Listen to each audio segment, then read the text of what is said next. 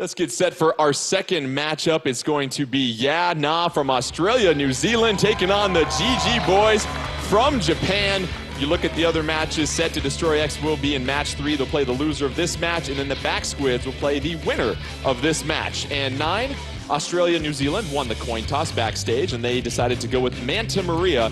Your initial thoughts on this stage for Turf War? Well, Charger.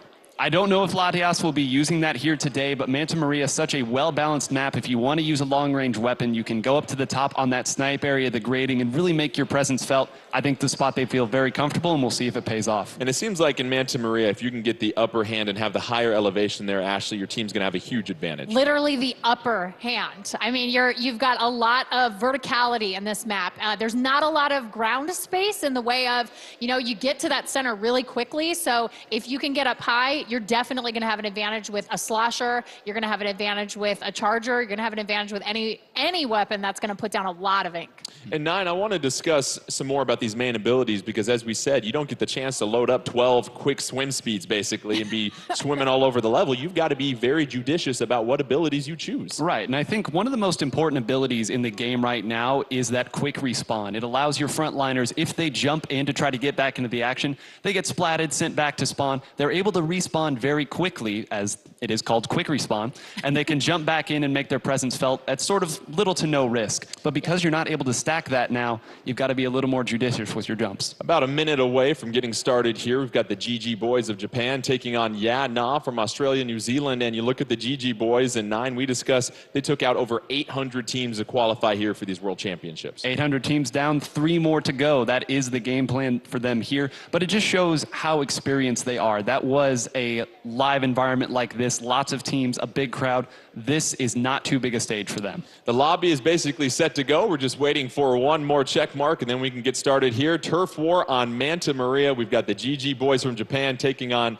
Yeah Nah from Australia, New Zealand. And we remember last year, the Aussies came in and they had quite the upset in Turf War early on, Ashley. They indeed did. We saw a lot of great play from them. And honestly, I'm excited to see what's going to happen right now. Well, let's get it started. Match number 2, GG Boys from Japan. You'll see them in the blue or purple ink, however you portray it. And then the green ink will represent Yeah Nah from Australia, New Zealand, and 9, give us the breakdown on the initial loadouts. Well, you're seeing 2 Dynamo rollers in the action right now. You would not have seen that a couple patches ago, but these are pretty similar compositions. Both sides using a lot of dualies here. Their long-range weapons are going to be the jumping point, but we already see one going down.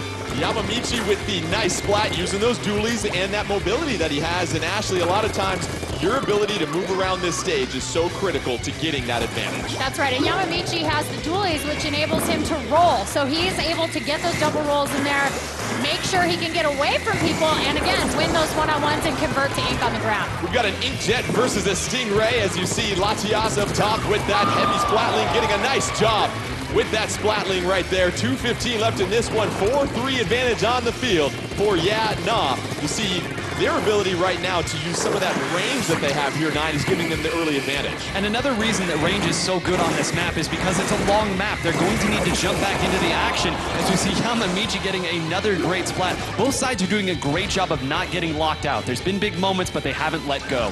4-4 on the map, 150 left. Make that 3-3 now as we have a couple of splats right here. Latias using that splatling on top of the grate in the middle of the pier here in Manta Maria as she's trying to score her team a pivotal victory here in match number 2 of the Splatoon 2 World Championship. Overseeing a few things. You see FLC using that Dynamo roller. Oh, but a 2-for-1 splat courtesy of Yamamichi once again, 9. And they did a great job of moving in with the Stingray. Even if the Stingray isn't able to get the splats, it's a giant beam everyone's looking at that allowed them to push both of their dually players up and take that crucial position. Yamamichi just marinating in that toxic miss, and he don't even care right now as it's 4-4 on the field. Both teams trying to seize control of the middle of the map. You now have 4-3 advantage for GG Boys as FLC trying to rain it down with that Dynamo. Oh, Dynamo versus Dynamo as Dynamon keeps him at bay. But here comes the Inkjet with about a minute left here. Ashley, what needs to happen with the final push? Well, I think Australia needs to get out there, and Yeah Nah has got to start converting some of these one-on-ones. GG boys are doing such a great job. They're being so aggressive. They're getting so far ahead that it's really hard for Australia to come around and flank. You see the ink storm on port side right now. 35 seconds left in 9. It looks like with the 3-2 advantage, this is an opportunity for the GG boys to strike. It was, but you see all the frontliners went down just as we were saying that. The last one is Latias holding things down in the middle. She's not going to be able to do all the painting herself. They need to get in and get in quick.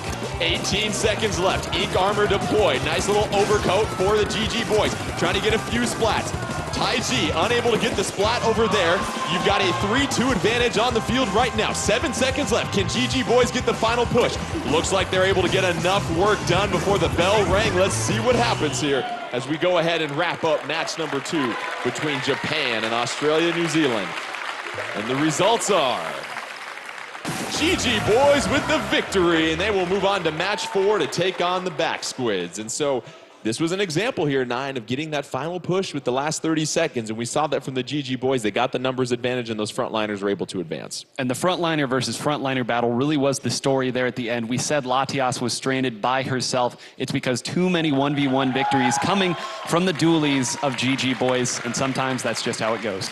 And we saw Yamamichi with some big-time plays. Let's take a look at some of the action that was going on in this previous match. And you saw him with the dualies. And Ashley, a lot of times if you're one of those frontline players and you're the dualies, it's your job to go out there, get some ink out there, but also get some splats. That's right. I mean, Yamamichi is so aggressive. I love watching him with those dualies. He's absolutely fantastic. Look at the aim with his inkjet. I mean, it was just so much fun to watch him get out there and get those splats.